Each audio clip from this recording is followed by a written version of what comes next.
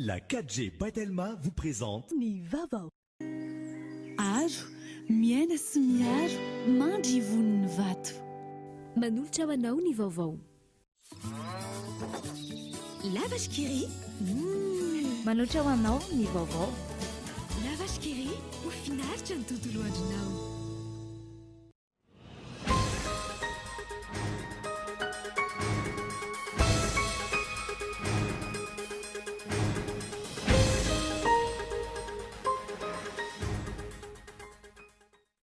Ny avaka sy mendrika ny fankalazana ny fahasivy amin'ny 50 taona ny verenan'ny fahaleovantena ho tafita amin'ny dingana manaraka amin'ny kanina 7.4 ny Barea, 7 namoiny aina, ampolony maro ireo naratra vokatry ny fifanosehana tetsy Mahamasina ny andro ny 9 Jona, izay noraisy ny fitondram-panjakana ny tanana avokoa ny fitsaboana ny maratra sy ny fikirakirana ireo namoiny aina.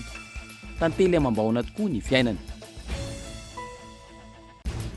Miompana tamin'ny fahafahana mitaky sy mangeja ary mamerina ireo vola azo amin'ny fomba tsy manara-dalàna ny filan-kevitry ny minisitra ny tanterahana omaly. Nisy araka izany ny didy itsvolana no tapahana mamaritra ny recouvrement des avoirs illicites.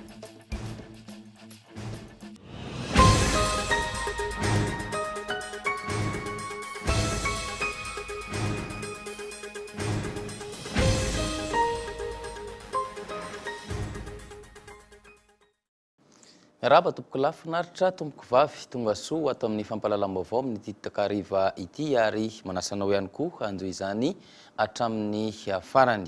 Ny avaka sy mendrika ny fankalazana ny fahasivy amin'ny 50 taona ny verenan'ny fahaleovantena teto Madagasikara. Ho tafita amin'ny dingana manaraka amin'ny kanina 7.4 ny Barea. 9 kosa ny namoiny ainy, ampolony maro ireo naratra vokatry ny fifanosehana tetsy Mahamasina ny andro ny 9 Jona, izay noraisy ny fitondram-panjakana an-tanana avokoa ny fitsaboana ireo marary sy ny fikarakarana ireo namoiny ainy. Tantely amam-bahona ny fiainana ny amatoan-dahatsoratra Andry Rarson no anomboantsika ny fampalalam-baovao arao avy hatrany ary. Mendrika sy ny avaka ny nankalazana ny fetim-pirenena. Nanome voninahitra antsika malagasy ny vahinina saina. Hafa kely ny matso natao amin'ny folo alin-dahy malagasy. Nanotrona folo alin-dahy malagasy tamin'ny matso ny tafika avy amin'ny rambasina indianina sy ny tafika frantsay. Naseho vahoaka ireo fitaovana vaovao toy ny fiaramanidina, helikoptera, fiara tsy mataho-dalana miaraka amin'ny fitaovam-piadiana hamongorana hatrany fotony ny asan-dahalo. Entitra tokoa ny fitandrona filaminana, saingy tsy voalamina mialoha ny amin'ny fivoahan'ireo vahoaka avy nijery matso sy ireo vahoaka marobe hijery lanonana. Noho izany 9 ireo namoiny ihany ary ampolony maro ireo naratra vokatry ny fanosehana teo am-bavahady. Nandray tanana ny raharaha avy hatrany ny fitondram-panjakana. Naretareta ny Barea tany Alexandrie Egypte ny ambopony fitiavan-tanindrazan'ny vahoaka malagasy tamin'ny fandresena voalohany azo ny ekipam-pirenena amin'ny fiadinany ambarany Afrika eo amin'ny taranja baolina kitra. Fandraisana anjara voalohany ho amin'ny Barea de Madagasikara nefa efa tsindro sahady ny akarana amin'ny dingana manaraka. Lasa afaka tahaka ireo mpakafy baolina kitra aty Afrika ny alefa Barea, kafeno alefa avokoa ny taban-jotra serasera ho entina mandrisika ireo ekipam-pirenena miatrika ny kanina 7.4 mitondra avy ny voninahim-pirenena sy mampiray fony malagasy rehetra ny Barea ankehitriny. Izany rehetra izany no manamarina ny fahendrena malagasy milaza hoe fatately amam-bahona tokoa ny fiainantsika zanak'olombelona. Fa niompana kosa tamin'ny fahafahana mitaky sy mangeja ary mamerina ireo vola azo tamin'ny fomba tsy manara-dalàna ny filan-kevitry ny minisitra izay no tanterahana omaly. Nisy araka izany ny didy itsvolana no tapahana mamaritra izay recouvrement des avoirs illicites izay fanadiadiny ny io ny nasaina. Tapaka tao anatin'ny filan-kevitry ny minisitra omaly 7 Jona 2022 ny didy itsvolana mamaritra ny fahafahana mitaky, mangeja ary mamerina ireo vola azo tamin'ny fomba tsy manara-dalàna na ilay antsoina hoe recouvrement des avoirs illicites. Misy 5.30 izany didy itsvolana izany ary mamaritra ny fomba sy ny paika ahafahana manatanteraka ny fanagiazana sy ny famerenana izay vola azo amin'ny fomba tsy manara-dalàna izay mifamaritra toy izao. Antsoina hoe vola azo avy amin'ny fomba fanao tsy manara-dalàna, ny fananana azy vokatry ny fanodikodiana-mbola-panjakana, ny kolikoly, ny famitsim-bola ary ny famatsim-bola entina mampiroro. Ny fanjakana no manana fahefana anenjika ireo manao izany sy ampamerina ny vola. Ity diditsy volana ity dia mamaritra fa azo ny fanjakana avy hatrany ny miazona ny fananana ireo izay tratra mandika lalàna ka nanao kolokolo na nanodikodina volam-panjakana na ihany koa namotsy vola sy mamatsy vola ireo mpampiroro. Isy ny foibe manokana iandraikitra ny fitantanana ireo fananana nogiazana vokatry ny fandikana lalàna izay mbola hofaritany didim-panjakana raisina ao anatin'ny filan-kevitry ny minisitra. Io diditsy volana farany navoaka ny filohan'ny repoblika io araka ny voalazan'ny fitsarana avy momba ny lalam-pandrenana no ilay fahefana nomeny ny antermera-pirenena azy ny 12 febroary 2024 izay tapitra mialohan'ny faran'ny volana jona 2024. Mbola alefany amin'ny fitsarana avy momba ny lalam-pandrenana ity diditsy volana ity ho jerena raha mifanaraka amin'ny lalam-pandrenana mialohan'ny ampiarana azy izay azo ampiarana avy hatrany ho andreo antota taratasinady mbola tsy nisy fanapahana farany navoaka ny fitsarana. Ireo no isan'ny songadina tao anatin'ny filan-kevitry minisitra no tanterahana omaly. Ankalazaina ny 4 Jolay ho avy izao ny atsingeritaona fa 770 nazon'ny États-Unis ny fahaleovantenany sy ny fanamariana ireo 50 taona mahery nisy ny firaisam-piarahalahiana teo amin'ny Madagasikara sy États-Unis. Nandritra ny kabary nataony nanamafy ny fanohizana ny fiaraha-miasa eo amin'ny firenena rotonta ny masivo Amerikanina monina sy miasa eto Madagasikara. Fanadidina avy hatrany ary. Tao amin'ny vila Philadelphie no nifampitona ireo vahinina saina sy ireo tompon'andraikitra eo anivon'ny masivo Amerikanina. Antony, ny 4 Jolay 1779 tao amin'ny tanànan'ny Philadelphie, ilay fanambarana ny fahaleovantenany nakatoavin'ny Kongresy kontinantaly ka nanomana lalàna anjary firenena maleo tena sy mitambatra taty aoriana. Mbola tao Philadelphie ihany koa, ireo razambe mahery fony nanorina ny États-Unis no nijoro tamin'ireo fotokeviny sy nametraka ny soniny ny fiainany ary ny hoaviny teo amin'ilay anjary rijateny manandanja indrindra teo amin'ny tantaran'ny firenena. Ary mbola tao Philadelphie ihany koa tamin'io 4 Jolay miavaka io na dia nanoditra avokoa aza ny rehetra no nivadika ao fanambarana entitra ilay hevitra feno fahasahiana nilazana tamin'izao tontolo izao fa ireto zanatany mitambatra ireto dia manjary fanjakana afaka sy maleo tena ary zony tanteraka izany. Nilaza ny ambasador Michael Pelletier fa amin'ny herinandro ho avy ifamtona ny Amerikanina rehetra manerana ny États-Unis ary manerana izao tontolo izao hiara-nkalaza ny fahaleovantenany tsy misy hafa amin'ny nataon'ny vahoaka malagasy sy roa andro lasa izay. Mitovy amin'ny nataonareo ihany dia mba hijery afomanga izahay ary anao matso fanehoana ny fitaovan-tanindrazana hoy izy. Ifampizara sakafo natono amin'ny namany ny sasany, ny hafa kosa hitsangatsangana miaraka amin'ny ankonany. Raha ny lahateny nataony hatrany amin'izao anohizany Madagasikara mandrafitra sy manamafy ny fototra hijoroany izao dia hijanona mpiara-miasa akaiky amin'ny any izahay ary hitondra anjara birikinay. Hotohizanay ny famoronana tetezana ara-kolontsaina eo amin'ny firenena sy ny vahoakantsika roa tonta. Hotohizanay ny fanabeazam-bo, ny fiaraha-miasa eo amin'ny sehatry ny politika, toe-karena, sosialy, tontolo iainana ary tafika. Hotohizanay ny fanohanana ny fanabeazana amin'ny alalan'ireo fandaharana ho an'ny vatsim-pianarana, fiaraha-miasa ary fanakalozana. Ary hotohizanay ny fanatsarana hatrany, ny fanajariana ara-tsakafo sy ny fanamafisana ireo rafitra ara-pahasalamana amin'ny alalan'ny asan'ny totosain'ny USAID sy ny pilatsaka ny tsitrapo ao amin'ny Corps de la Paix izay manao ny ainy tsy ho zavatra miara-miasa amin'ireo mpiara-mombonantoka ny antoerany hatrany amin'ny toerana mitokamonina indrindra eto amin'ity nosy mahafatifaty ity. Misa mahery ny 700 tapitrisa ny teratany Amerikanina, ny poitra avy amin'ny foko samy hafa, kolotsaina samy manana ny azy ary ny finoana samy arahany avy, na ny Amerikanina na ny Malagasy dia samy mila ny anjara biriky avy amin'ny rehetra ahafahantsika mamorona ilay firaisana lafatra kokoa. Ilfosanay tsy tapaka, tsy misy hafa amin'ireo eto Madagasikara. Mila ihany koa ny anjara biriky avy amin'ny Malagasy rehetra sy avy amin'ireo firenena rehetra sakaizan'ny Madagasikara. Fa mahakasika ny fifidianana kominaly kosa miankina amin'ny isan'ny mponina sy ny isan'ny mpanolotsaina ao aminy no andoavan'ireo kandida ilatsaka ho ben'ny tanàna ny teti-bola tokony alohany amin'izany. Andeha ary ho araintsika ato anatin'ity fanadihadiana manaraka ity ny andinindininy mahakasika izay. Ho an'ny commune ambony vohitra Antananarivo, commune urbaine hors catégorie, nafiry isan'ny mpanolotsaina mandoa 5 tapitrisa ariary ny kandida. Commune ambony vohitra Sokajy voalohany, nafiry ny isan'ny mpanolotsaina mandoa 5 hetsy sy 2 tapitrisa ariary ny kandida. Commune ambony vohitra Sokajy faharoa izay mizara ho 5, ho an'ireo manana mpanolotsaina miisa 7 izany hoe manana mponina mihoatra ny 5 sy 2 hetsy mandoa iray tapitrisa ariary. Ho an'ireo manana mpanolotsaina miisa 5 izany hoe manana mponina eo anelanelan'ny 2 sy 1 hetsy sy 5 sy 2 hetsy mandoa 5 sy 5 hetsy ariary. Ho an'ireo manana mpanolotsaina miisa 13 izany hoe manana mponina eo anelanelan'ny 2 sy 1 hetsy mandoa 5 hetsy ariary. Ho an'ireo manana mpanolotsaina miisa 12 izany hoe manana mponina eo anelanelan'ny 5 sy 4 mandoa 5 sy 4 hetsy ariary. Ho an'ireo manana mpanolotsaina miisa 9 izany hoe manana mponina latsaky ny 5 mandoa 4 hetsy ariary. Ho an'ireo komunina ambanivohitra izay manana mpanolotsaina 7 manana mponina latsaky ny 1 mandoa 5 sy 3 hetsy ariary ny kandida. Ho an'ny komunina ambanivohitra manana mpanolotsaina 5 latsaky ny 1 ny mponina ao aminy mandoa 3 hetsy ariary.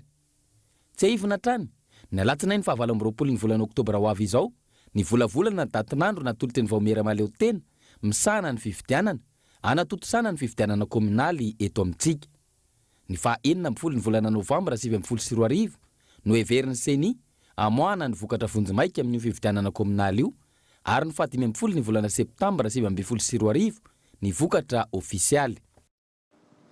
Izay makasika ny fifidianana kominaly fa misa 20 kosa ireo fahazon-dalana ara-tontolo iainana navoakan'ny ONE na ny Ofisy Nasionaly ny tontolo iainana natao anatin'ny 3 volana voalohany ho an'ny taona 2020 sy 2020 ity fahazon-dalana izay mizarazara amina sehatra miisa 8 raha ny fangatahana nataon'izy ireo sy ny tatitra voaray ihany koa. Mampionona Rakoto Arson no manao ny fanadidina. Namoaka fahazon-dalana ara-tontolo iainana miisa 20 ny avy ao amin'ny Ofisy Nasionaly ny tontolo iainana izay mizarazara amin'ny sehatra miisa 8 samihafa eto Madagasikara. Isan'izany ny biodiversité izay nahazo fahazon-dalana iray ihany koa ho an'ny sehatry ny angovo, 7 ho an'ny indostria, 5 ho an'ny tetikasa momba ny fitrandrahana, 3 fahazon-dalana ara-tontolo iainana eo amin'ny sehatry ny fifandraisan-davitra, 3 ho an'ny sehatry ny foto-drafitrasa, 3 ho an'ny sehatry ny fanodinana fako ary fahazon-dalana miisa 2 ho an'ny sehatry ny fiompiana hoy ny tatitry ny Ofisy Nasionaly ny tontolo iainana. Maharitra 80 andro amin'ny ankapobeny ny faharetany fandraisana sy ny fanadihadiana atao amin'ny fangatahana fahazon-dalana hitrandraka na handraharaha eo amin'ny sehatra ara-tontolo iainana. Isan'ny fepetra tsy maintsy takiana ao anatin'izany ny fanaovana tamberinandraikitra amin'ny asa fanatsarana ny tontolo iainana araka ny didim-panjakana mifehy ny fahazon-dalana eto Madagasikara. Ny pejy toe-karena kosa antoky ny fivoaran'ny toe-karena ny fampiarana amin'ny tokony ho izy ny lalàna ny fananana eo amin'ny sehatra ara-barotra. Mbola maro nefa ireo mpandraharaha no tsy mampiatra izany raha ny fanazavany ny tompon'andraikitra eo anivon'ny filan-kevitry ny fifaninanana. Misy Lara Arjon no nanao ny fanadihadiana. Ny taona 2020 no nanomboka niatra teto Madagasikara ny lalàna mifehy ny fifaninanana ary nasiana fanavaozana ny taona 2020 sy 2020, lalàna 2020 sy 2020 tsipika 820. Antoko telo mazava tsara amin'ny ankapobeny mamaritra ny varotra, ny mpandraharaha, ny mpanjifa ary ny fanjakana. Efa miatra zany ny lalàna fa sainga mbola misy ihany ny fiandrasana ny fampiarana zany hoe ny décret d'application ny lalàna io fa hatreto tsy misankana akory ny tompon'andraikitry-panjakana rehetra sy ny tompon'andraikitra ao amin'ny filan-kevitra fifaninanana hampiatra ny lalàna. Raha ny fanadihadiana natao, orinasa maromaro no mbola tsy mampiatra araka ny tokony ho izy ny lalàna ny fifaninanana eto amintsika. Miseho amin'ny endrika maro izany raha ny fanazavan'ny tompon'andraikitra eo anivon'ny filan-kevitry ny fifaninanana hatrany. Misy tsy mifanaja ireo samy mpandraharaha, misy ny manao fanarotana fanana position dominante moa zany na ihany koa ireo manao fifanarahana any mba ho an'ny tombotsoany manokana zany hoe manjary mahavery zon'ny mpanjifa dia ihany koa le fanaovana mpimamba ho anay zany ny mpandraharaha rehetra mitovy daholo. Raha tsy ahivina zony tsirairay ny manantona ny filan-kevitry ny fifaninanana raha toa ka hiaran'izany amin'ny alalan'ny fitarainana na ny requête. Aorian'izay dia misy ny fanadihadiana, raha ny fanazavana, nijanona ho tsy ambaratelo hatreto ny anarana sy ny isan'ireo orinasa hiara ny fanadihadiana. ho an'ny ady amin'ny osoka kosa indray dia CD sy DVD 3,4 mahery no nodoran'ny brigade anti-piratage teny Andraliarina Fokotany Morondava commune Antehiroka ho fanohizana ny ady amin'izay fanaovana DVD sy CD osoka izay fanedidiny ny Albertin Ramialerivo. Tao anatin'ny enim-bolana miisa 3,4 mahery ireo CD sy DVD osoka tratra tao anatin'ny fitsiriana nataon'ny brigade anti-piratage. Nodorana avy hatrany ireo CD sy DVD ireo rehefa nahazo fanomezan-dalàna hanao izany avy amin'ny fitsarana. Manazana izany ny lehiben'ny brigade anti-piratage ny commandant Lay Nilaina Mboazy izy efa ny. Fitsiriana tokantrano zany hoe perquisition 3 nisambotra olona 5 ary ny 7 amin'ireo olona 5 ireo dia nitazomina vonjimaika any Tanimora. Tao anatin'izay enim-bolana voalohany izay ihany koa dia nanao ratissage angamba ny antsoina azy 30 isa teto tanànana Antananarivo ary nahavita fiche de renseignement 20 amby zato. Raha isaina ireo CD sy DVD ireo dia miisa 3,4 CD sy DVD izay milanja eo amin'ny 2 taonina sy tapany eo ary mitety bidy 700 tapitrisa ariary any hoany. Misy koa fitaovana isan-karazany tao anatin'izay enim-bolana zay izay nogiazana ka mitety bidy any hoany amin'ny 520 tapitrisa ariary any ireo fitaovana nogiazana ireo. Tonga nanatrika ity fandorana ity ny avy amin'ny OMDA na ny ofisy malagasy droit d'auteur ary ny solitely Antony mpampanao lalàna eto Antananarivo. Mialohan'ny anohizantsika ny fampahalalam-baovao dia isainto kely vetivety amin'ny reto atokafaritra ireto isika aorian'izay no iresahana ny vaovao sosialy eo ihany koa ny fanatanjahantena ary ny maresaka iraisam-pirenena. Dahoary.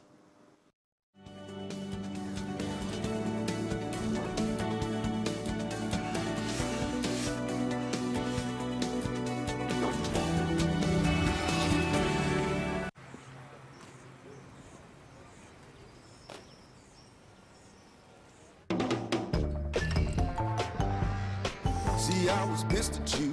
I was mad too. Now here's what I'm gonna do. Remember all the good times that we shared. You better remember everything that we did together. If we can work it out, yeah. Girl, there is no doubt. You know I've had some doubt. I know our debt to love has been paid. I paid that bill. 'Cause you're my best friend to the end.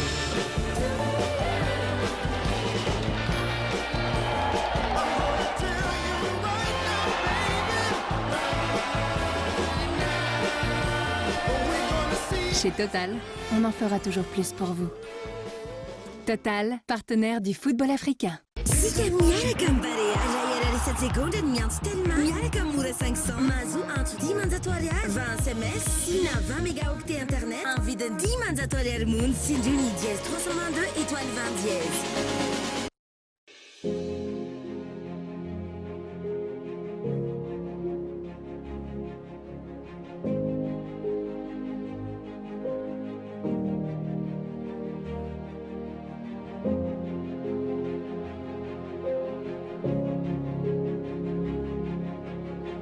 Vous aussi, préservez votre patrimoine avec l'assurance incendie.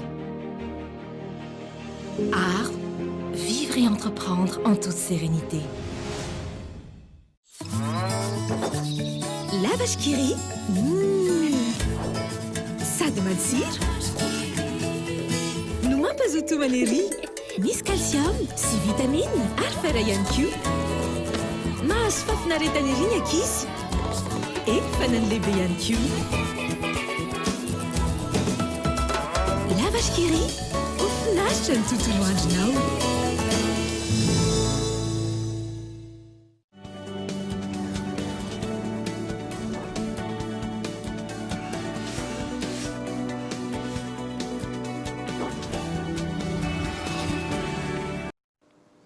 Vaovao mahakasika ny fanomezana asa kosa indray aparitaka manerana ny Madagasikara ny hetsika iarana amin'ny fitondram-panjakana ny seraben'ny asa hetsika izay natao indrindra ampifanantonana ireo mpitady asa sy ireo orinasa ary ireo mpampindram-bola ny andiany voalohany tamin'izany izay notontosaina teny amin'ny lapan'ny kolotsaina sy ny fanatanjahantena.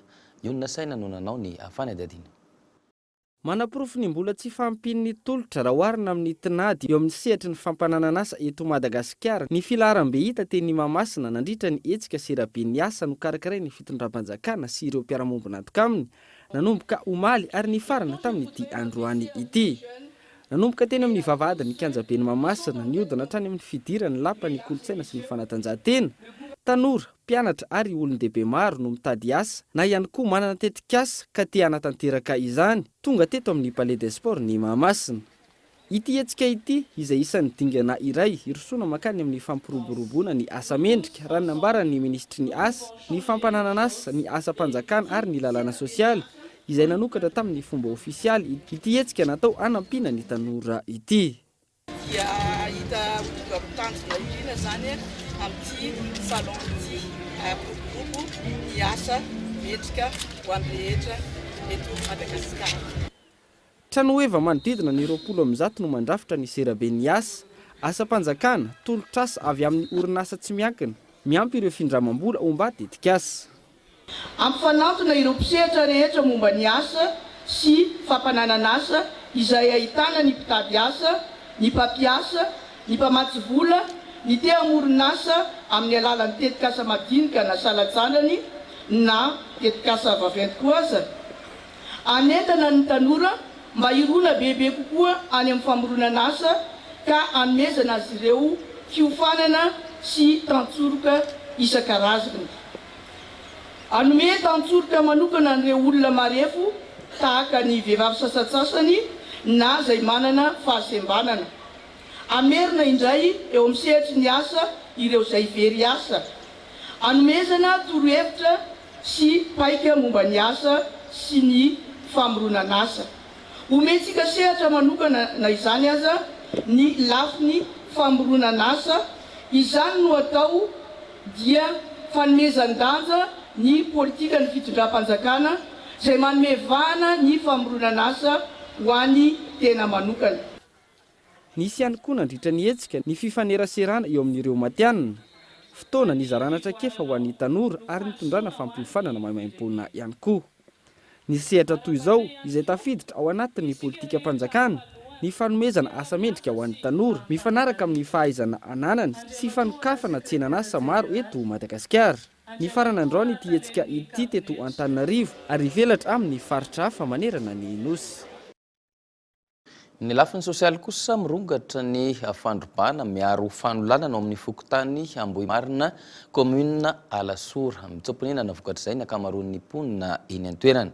Efa noraisina avy hatrany ny andraikitra manoloana izany ary nampitomboina ny isan'ny mpitandro filaminana manao fisafonana. Arahintsika ary ny fanadihadiana iarana amin'ny Yves Richard.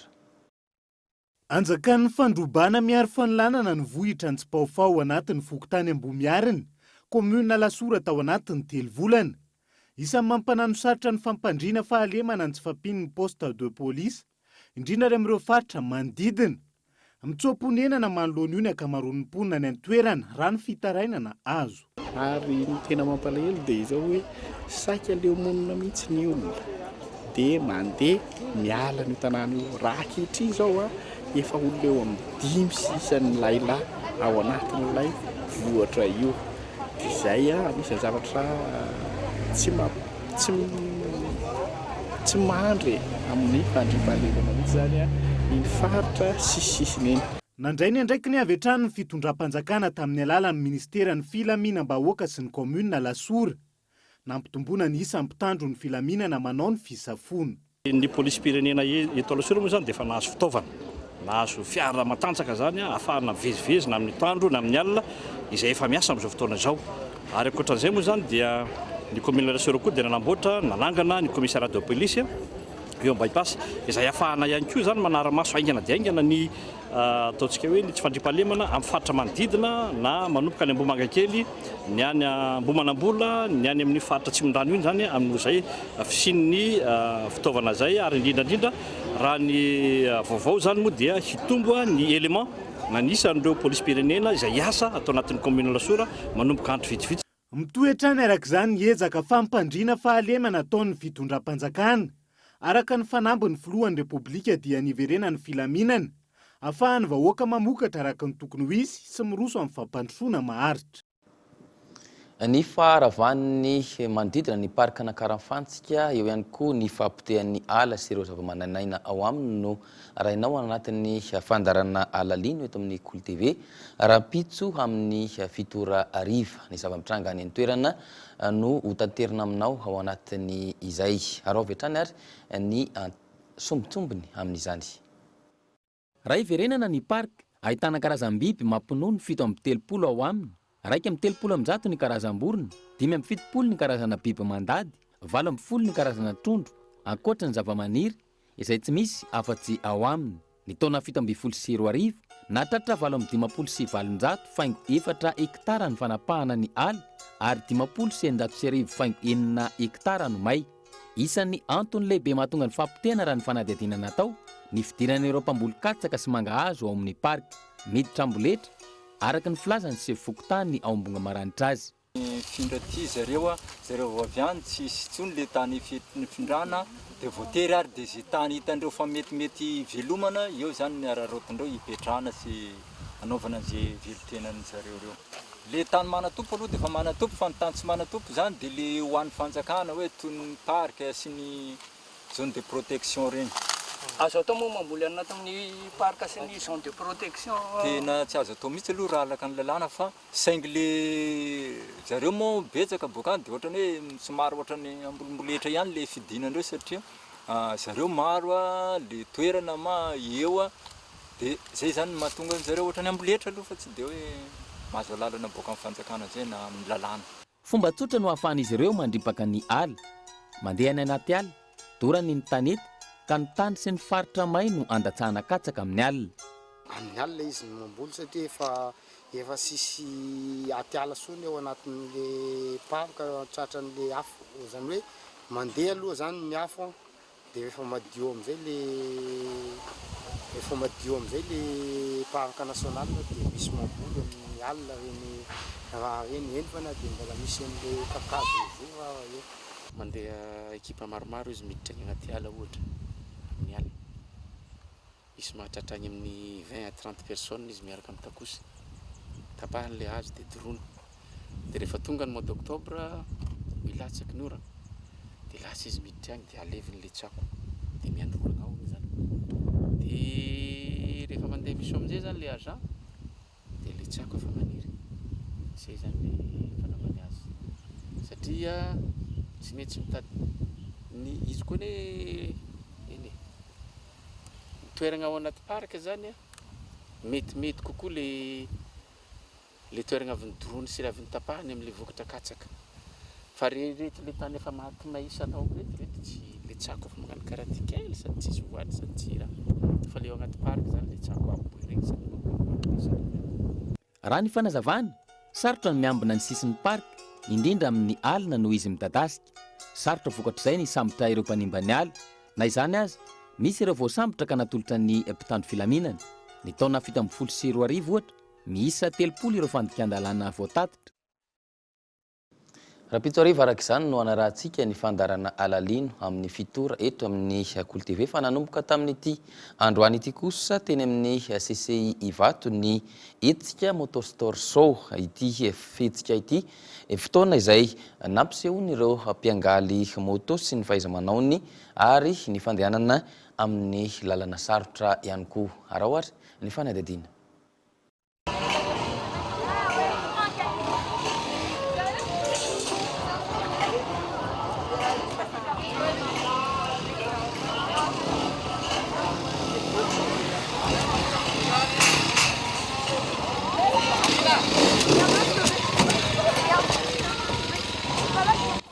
Nigadona ny fotoana nandrasan'ny maro Moto Store Show izay tanterahana eny Ivato nanomboka tamin'ny ity androany ity. Il y a aussi les supporters, Sotimex, Montolé, la Fédération Malgache de motocyclisme, Festive Événement, il y a un motoclub, aussi Entraide. Maro lafy ireo hetsika hita teny an-toerana tamin'ny andro voalohany hoy ny mpikarakara. Donc ouverture Moura. L'après-midi, il y a eu plus de monde et tout se passe très bien. Les pilotes s'amusent, le public, surtout ceux qui n'ont pas l'habitude de voir les courses, sont enchantés. Il y a eu quelques petits accidents, mais pas de casse. Et on a fait, aujourd'hui, on a fait une fois la spéciale cross en bas et une fois la spéciale parking. Et tout à l'heure, ce soir, on va annoncer les résultats. Mais je crois que dans les communes spéciales, c'est Ranti qui est premier, et Mathias deuxième, et Jonas troisième, je crois. À peu près, ça doit être ça les classements. Voilà, demain, ça va continuer. Demain, il y aura encore 2 tests cross et 2 spéciales parking. Et après, on fait les communes de tous les 6 spéciales. Et c'est ça qui donnera les classements en général. Tahaka ireo any amin'ny firenendehibe no endrika avoaka eto amin'ny parkina CCI Ivato ho iatrany ny mpikarakara. Tanjona ny ampitomboisa ny malagasy hankafy ity karazana fanatanjahantena iray ity. Écoutez, ici vous êtes sur un espace exceptionnel. Pourquoi? Parce que c'est le milieu de la moto qui se retrouve, qui se réunit. Vous avez à la fois les compétiteurs, à la fois la moto loisir, mais vous avez aussi le scooter. Tous les motards qui n'ont jamais été réunis, fédérés, se trouvent aujourd'hui sur le Moto Store Show. Alors qu'est-ce que c'est que le Moto Store Show? Eh ben, c'est de l'événement moto, des démonstrations, des compétitions, mais c'est aussi des événements, des exposants qui proposent leurs voitures, leurs services. L'objectif, c'est de réunir les gens pour voir du spectacle autour de la mécanique et de la voiture. Voilà, c'est ça le... Itoeram-pitso ity hetsika Moto Store Show izay tanterahana eny amin'ny CCI Ivato ity.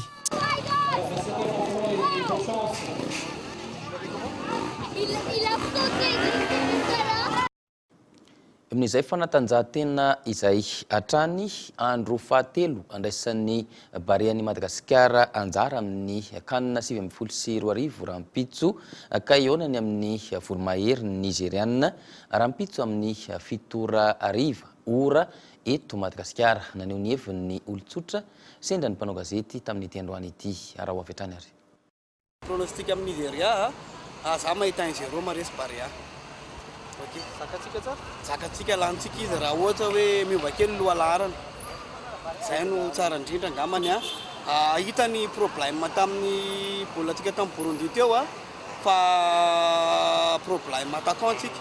Dia zay zany tokony jeren'ny entraîneur angakanga. 1-0. Zany mandeha? Barea dia Nigeria 0. Nigeria sy Nagabiso farafara sosika maka 1-1. Atsala sika dia izay no rariko aloha atsala fa ny tsara indrindra dia mandresy. Mba sambany aloha zao vao mba miakatra Madagasikara teo amin'ny resaka kanina na ataontsika hoe Coupe d'Afrique des Nations.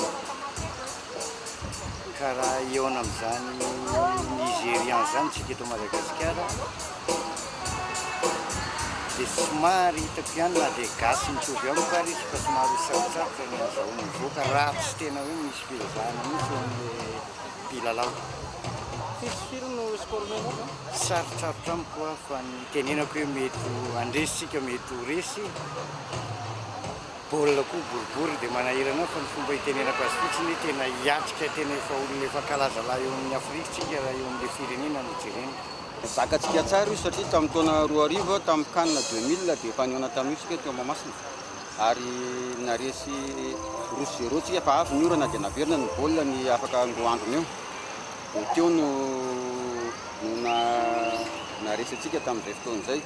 Dia tany mifamerenana moa any amin'ny tany mazava ho azy zany fa manao be ny adversaire rehefa any amin'ny tany ka tokony tena miandrandra fandresena ny rehetrarehetra na izy nefa manao ny ainy tsy ho zavatra ny rahana mahity ireny tsisy zavatra ho tonga fotsiny fa hiezaka daholo no atao.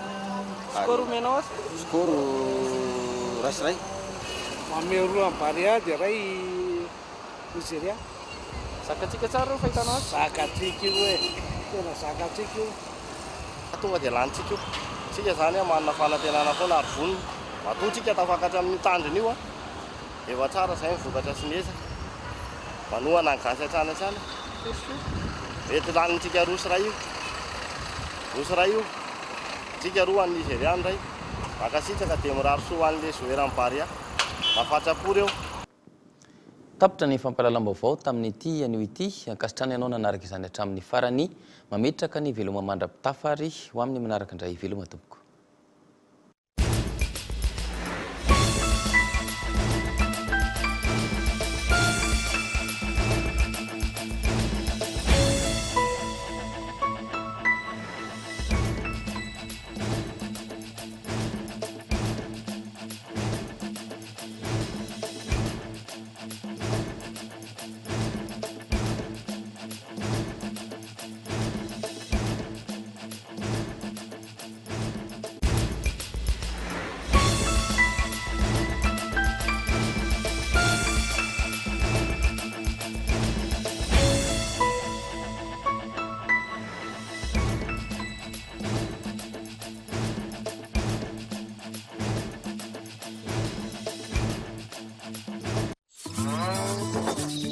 Lavage Kiri.